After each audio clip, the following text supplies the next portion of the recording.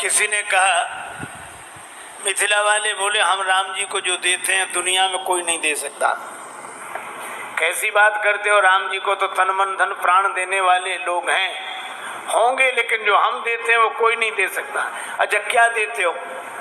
मिथिला वाले कहते हम तो राम जी को गाली देते हैं। है किसी की हिम्मत जो राम जी को गाली दे? मिथिला वाले कहते हम गाली देते हैं। अवधवासी विनोद में कहते कि ठीक है, जिसके पास जो होगा वही तो देगा। काहे करत अभिमान रघुवर राम लला, काहे करत अभिमान रघुवर राम लला, काहे करत अभिमान रघुवर राम लला, काहे करत अभिमान रघुवर राम लला, काहे करत अभिमान रघुवर राम लला। और गाली सुनो पहली, राम जी आप अपने मन में अभिमान न करना कि आप बहुत बड़े हैं। बड़े जतन के बाद पुत्र बनी नृप दशरथ गृह आए, किंतु जनकपुर समाचार सुन आ गए बिना बुलाए। जनकपुर में तो बिना बुलाए आए, बिना बुलाए। लक्ष्मण जी भी जानते हैं कि चिट्ठी नहीं गई थी। लक्ष्मण जी ने धीरे से कहा कि ऐसा तो नहीं हो सकता कि बिना बुलाए आए। सखियां बोली पास में ही तो बैठे, पूछ लो चिट्ठी गई थी। अब ये बात तो लक्ष्मण जी भी जानते कि चिट्ठी नहीं गई थी। पर उन्होंने कहा कि नहीं गई थी चिट्ठी। सखियां बोली अगर राम जी कह दें कि चिट्ठी गई थी तो हम मान लेंगे। लक्ष्मण जी ने राम जी के हाथ जोड़े, कह दो ना गई थी चिट्ठी। राम जी बोले हम झूठ बोले हमारी बात चली जाएगी। लक्ष्मण जी बोले अगर झूठ बोले तो आपकी बात चली जाएगी, और झूठ नहीं बोले तो हमारी बात चली जाएगी। अब देख लो किसकी बात रखनी है, हमारी या अपनी। भगवान ने कहा मान लो तुम्हारी बात रखने के लिए झूठ बोल भी दें, और कहीं सखियों ने ये पूछा कि चिट्ठी कहाँ है बताओ, तो फिर दूसरा झूठ बोले, तो ऐसी शुरुआत ही क्यों करें कि झूठ बोलना पड़े। सखियां बोली आप लोग आपस में क्या बात कर रहे हैं, चिट्ठी गई थी? श्री राम जी बोले नहीं गई थी चिट्ठी। लक्ष्मण जी ने हाथ जोड़े, जय हो आपकी। इतना भी झूठ नहीं बोल सकते। कौन से गुरु जी के पास यज्ञ में बैठे थे, शादी विवाह का मामला है, हंसी मजाक में थोड़ा बोल भी देते झूठ। नहीं गई थी चिट्ठी, काहे को आ गए फिर? लक्ष्मण जी ने पूछा कि प्रभु क्या कह रहे हैं? तो राम जी लक्ष्मण जी की तरफ देखकर बोले नहीं गई थी चिट्ठी। और सखियों से बोले नहीं गई थी चिट्ठी। और लक्ष्मण जी तरफ नहीं गई थी चिट्ठी। अरे प्रभु गई थी कि नहीं गई थी? राम जी बोले गई भी थी और नहीं भी गई थी। गई चिट्ठी गई थी गुरुजी के पास, नहीं गई थी हमारे पास। हम तो समाचार सुनी सुनी धनुष यज्ञ सुनी रघुकुल नाथा, हरस चले मुनिवर के साथा। सखियों ने कहा देख लिया बिना बुलाए आए।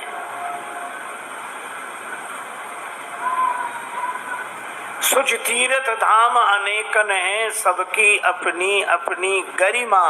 सखी किंतु विदेह पुरी लखिके लघु लागत मोई सबे उपमा। मिथिलेश से भूप राजेश जहाँ, सबते बढ़ी के मिथिला महिमा। पर महिमा मिथिला की नहीं सजनी, ये तो उनकी महिमा जिनकी महिमा। अर्थ समझ गए?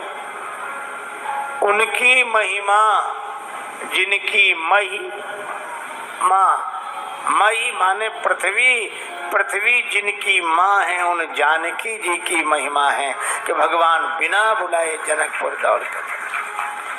इसी लोग भक्त लोग निश्चिंत होते, क्या कहते हैं, स्वामिनी सियाजू हमारी फिकर हम काहे की, स्वामिनी सियाजू हमारी फिकर हमें काहे की, नैहर मिथिला राज विराजत, नैहर मिथिला राज विराजत, अवधपुरी ससुरारी फिकर मोह काहे की, अवधपुरी ससुरारी फिकर हमें काहे की, जिनके ससुर नृपति मणि दशरथ, जिनके ससुर नृपति मन दशरथ, स्वामी श्री अवध बिहारी फिकर हमें काहे की, स्वामी श्री अवध बिहारी फिकर हमें काहे की, स्वामी श्री अवध बिहारी फिकर हमें काहे की, देवर भरत लखन रिपुसूदन, देवर भरत लखन रिपुसूदन,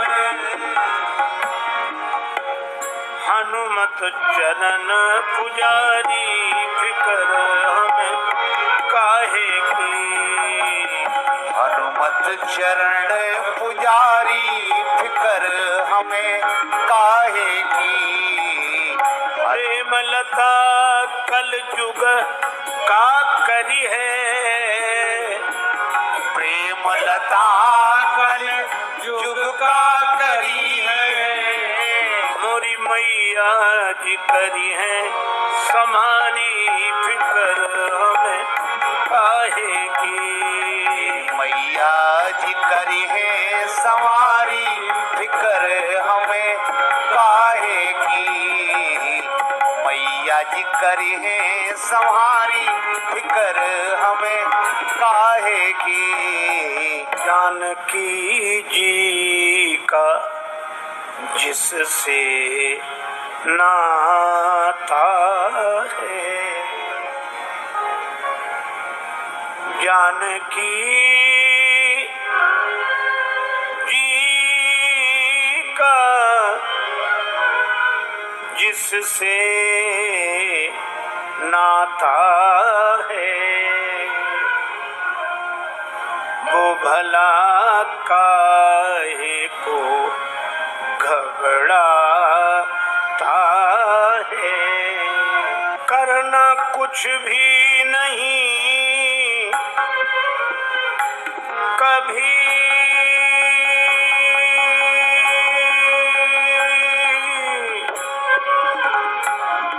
पड़ता, मिलने वाला ही चला, मिलने वाला चला आता है।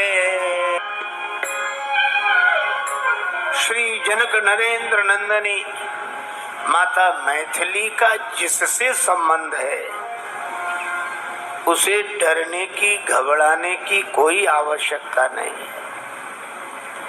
अरे औरों की कौन कहे, जो जानकी माता के चरणों पर समर्पित है भगवान भी उसके पास बिना बुलाए चले आते हैं। जनकपुर में बिना बुलाए आए भगवान, ये भक्ति की महिमा है।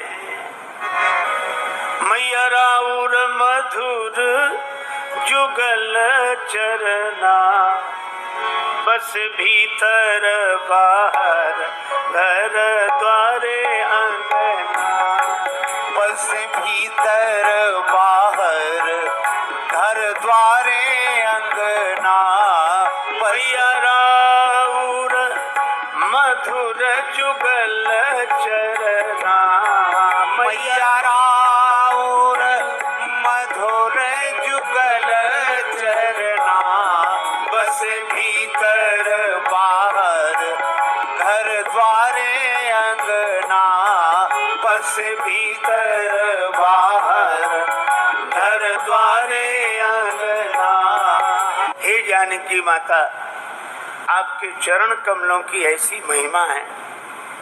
रौरा रहिला से मिथिला के ऐसन महिमा, रौरा रहिला से मिथिला के ऐसन महिमा।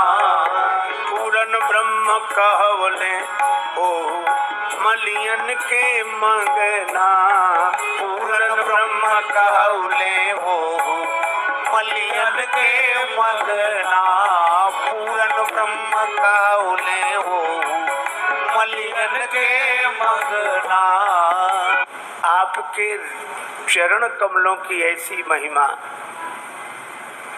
कि जिनको सारा संसार पूर्ण ब्रह्म कहता है, वे भगवान श्री राम मिथिला में आकर मालियों के यहाँ मांगने वाले बन गए कि अगर तुम्हारी आज्ञा हो तो दल फूल उतार ले।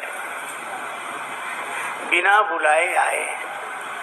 यह भक्ति की महिमा है, जानकी माता की महिमा है। ये दो पद जानकी माँ का जिससे नाता है, और ये मैया राउर मधुर जुगल चरना, बड़े हृदय को अभिभूत कर देने वाले पद हैं, हृदय द्रावक पद हैं। और यह दोनों पद हमारे परम आत्मीय, परम वंदनीय आचार्य श्री जगदीश पांडे जी की पद रचना है। हम उनको प्रणाम करते हैं।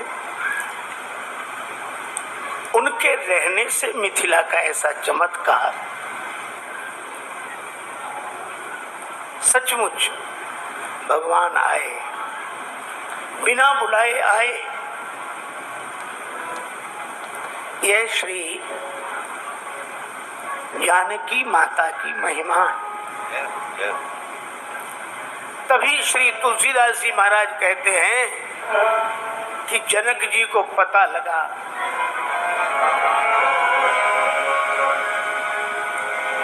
विश्वामित्र महामुनि आए, विश्वामित्र महामुनि आए।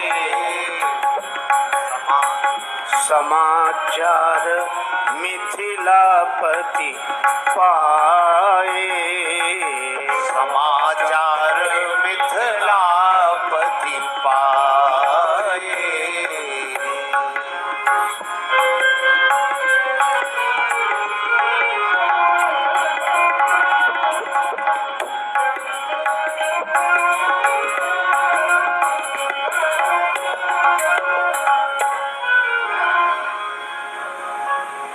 विद्वत जनों को साथ में लेकर महाराज विदेहराज पधारे विश्वामित्र जी के पास। श्री विश्वामित्र जी के चरणों में प्रणाम किया। कुशल मंगल की चर्चा भी हो ही रही थी।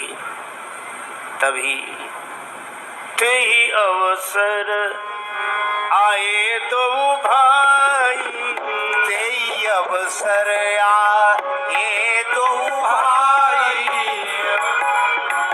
गए रहे देखन फुलवाई, गए रहे देखन फुलवाई, गए रहे देखन फुलवाई, गए रहे देखन फुलवाई, गए रहे देखन फुलवाई।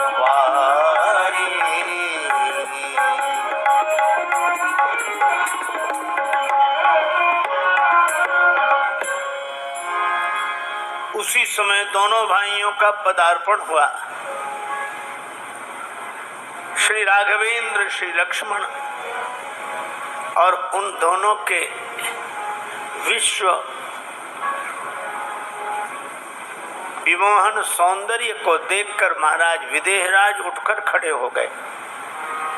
उठे सकल जब रघुपति आए, शिष्टाचार के अनुरूप आचरण नहीं लगता। किसी बालक को देखकर कोई वृद्ध उसके स्वागत में खड़ा हो जाए, पर यह सामान्य बात नहीं है, अलौकिक बात है।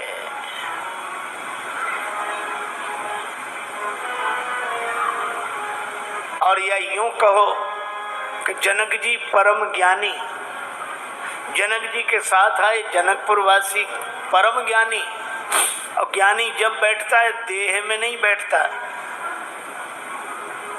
ब्रह्म भाव में बैठता है।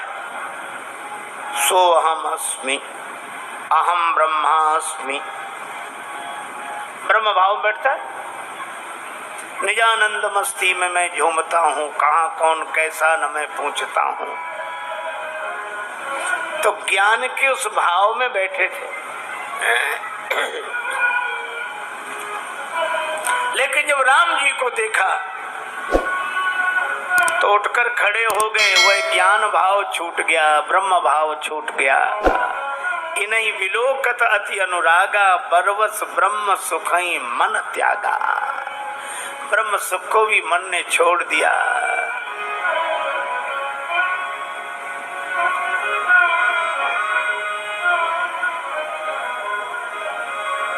अनुपमेय रूप सखी सोहत, मनमोहत मुस्कनिया, लागी लगनिया, कहा बस मेरो अब तो इन्हीं की बन के रहूंगी, अब तो इन्हीं की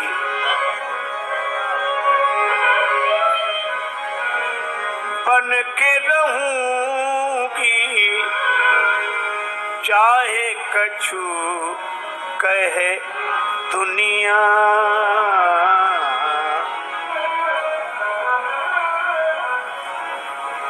तजी कुललोक वेद मर्यादा,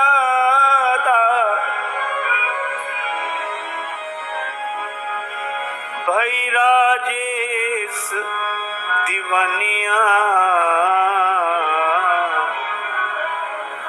लागी लगनिया, कहा बस मेरो, लागी लगनिया, कहा बस लागी लगनिया, कहा बस मेरो, लागी लगनिया, कहा बस मेरो, लागी लगनिया।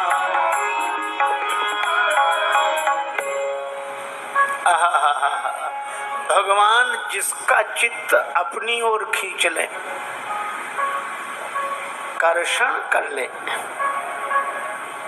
राम जी ने खींच लिया चित्त, सांवरिया ने जादू डाल दिया।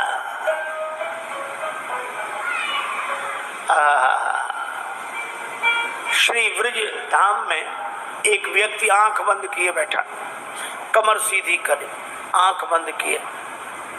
एक ब्रज रस रसिक ब्रजवासी निकले, बाबा दंडोत, कहा कर रहे हो? नेत्र खोले, बाधा मत पहुंचाओ, मैं ब्रह्म चिंतन कर रहा हूं, आत्म चिंतन कर रहा हूं। ब्रजवासी ने कहा कि सब जगह आंख मूंदने का फल तो वृंदावन का दर्शन है, तुम वृंदावन में भी आंख मूंद रहे हो। मैंने कहा ना बाधा मत पहुंचाओ, हम ब्रह्म चिंतन। हाँ कर तो रहे, कर तो रहे, कर। आंख बंद किए ही रहना, आंख खोलना नहीं। अगर आंख खोल ली तो ब्रह्म चिंतन नहीं कर पाओगे। क्यों? कहीं नंद नंदन श्याम सुंदर का दर्शन कर लिया। जोलो तो नंद को कुमार नहीं दीठ पर्यो, तोलो तू बैठ के ब्रह्म को विचारी ले। ये तो ब्रह्म चिंतन तब तक जब तक सगुण साकार भगवान नयन गोचर नहीं हुए। ये छोरा नंद को जी हमें तो जोगनिया बनाए गयो रे, ये हमें तो जोगनिया बनाए गयो रे, हमें तो जोगनिया बनाए गयो रे। छोरा नंद को जी हमें तो जोगनिया बनाए गयो रे। आप तो ओढ़े साल दुसाला, आप तो साल दुसाला, आप तो ओढ़े कारी कमरिया, आप तो कारी कमरिया, हमें तो पीरी ओढ़नी उड़ाए गयो रे, हमें तो पीरी पीर में उड़ाए गयो रे, हमें तो पीरी ओढ़न उड़ाए गयो रे। हमें तो जोगनिया बनाए गयो रे, हमें तो जोगनिया बनाए गयो रे। आचार्य श्री मधुसूदन सरस्वती जैसे अद्वैत वेदांत के चिंतक भगवान की भक्ति के रस में डूबकर कहते हैं, कृष्णस्तु परम किमपि तत्त्वमहं न जाने। श्री कृष्ण परम तत्व हैं। अद्वैत वीथि पथ कैर उपास्या स्वराज्य सिंहासन लब्ध दीक्षा सठेन केनापि वयम हठेन दासी कृता गोप बधू बिटेन। अद्वैत पथ के जो पथिक है मैं उनका उपास्य हूँ, स्वरूप सिंहासन पर मेरा पूरा अधिकार, पर किसी सठ ने मेरा चित्त चुरा लिया। किसने? नटखट नंद नंदन श्याम सुंदर ने, गोपांगनाओं ने जिन्हें अपना क्रीत दास बना रखा, उन कन्हैया ने मेरा चित्त चुरा लिया। वे बड़भागी हैं जिनका मन भगवान अपनी ओर खींच लेते हैं। हम तो मन लगाते हैं, लगता नहीं है, और जिसका मन भगवान अपनी ओर खींच लेते हैं उसका मन भगवान से हटता नहीं है। जय हो। जनक जी लगे देखने राम जी की ओर। विश्वामित्र जी से पूछा, ये कौन है? कहु नाथ सुंदर तो बालक मुनि कुल तिलक कि नृप कुल पालक। ये मुनियों के कुल तिलक हैं या नृप कुल का पालन करने वाले, ये दोनों कौन हैं? अब देखो जनक जी पूछ रहे हैं ये कौन है, और विश्वामित्र जी मौन हैं। वे जानते हैं कि मैं कौन हूँ, ये कौन, वो कौन। ये सारे प्रश्नों के उत्तर तो ज्ञानी जन देते हैं, ज्ञानियों के यहाँ यह होता है मैं कौन हूँ। लेकिन आज परम ज्ञानी जनक जी पूछ रहे हैं ये कौन है, इसलिए विश्वामित्र जी मौन है। अंत में उत्तर दिया। विश्वामित्र जी ने कहा कि ये आपको कौन लगते हैं? जनक जी ने कहा, ब्रह्म जो निगम नेति कही गावा, ब्रह्म जो निगम नेति कही गावा, ये ब्रह्म है। विश्वामित्र जी बोले ब्रह्म तो एक है, ये दो दिख रहे। जनक जी ने कहा कि एक ही ब्रह्म है, उसका स्वरूप एक है, रूप दो हैं।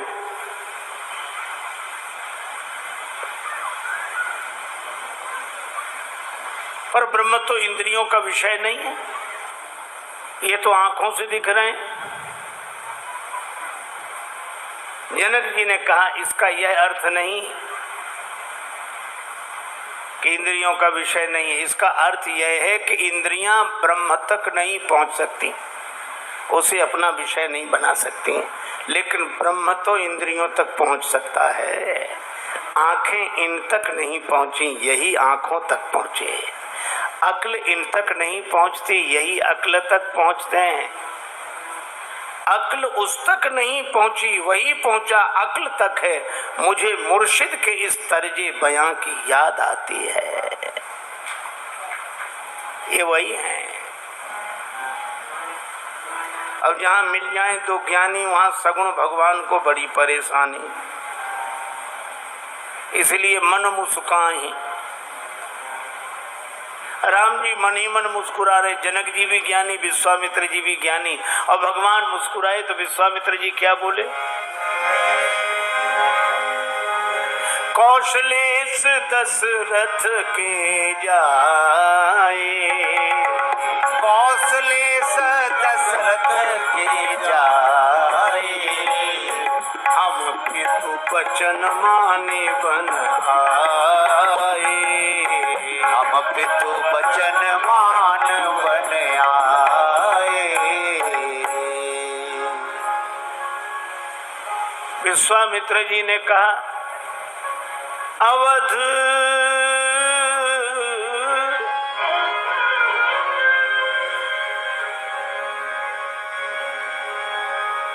मम हित लागी नरेश पठाए। मेरे लिए महाराज दशरथ ने इन्हें भेजा यज्ञ रक्षा के लिए। जनक जी ने पूछा तो क्या महाराज आपका यज्ञ पूरा हुआ? विश्वामित्र जी बोले आपके यहाँ भी यज्ञ है, अनुभव कर लेना महाराज, अनुभव। जनक जी लेकर आए। कहाँ ठहरा दिया? कहाँ ठहराया? सुंदर सदन। और ये सुंदर सदन किसका है? सिय निवास सुंदर सदन, श्री सीता जी का निवास स्थल है। इसका नाम है सुंदर सदन। जनक जी ने श्री जानकी जी से कहा कि बेटी तुम हमारे महल में रहो, ये भवन खाली कर दो, इसमें भगवान ठहर जाएं। कितना बढ़िया भाव है, भक्ति के भवन में भगवान ठहर जाएं और भक्ति हमारे मन मंदिर में आकर ठहर जाए, यही जीवन की सार्थकता है।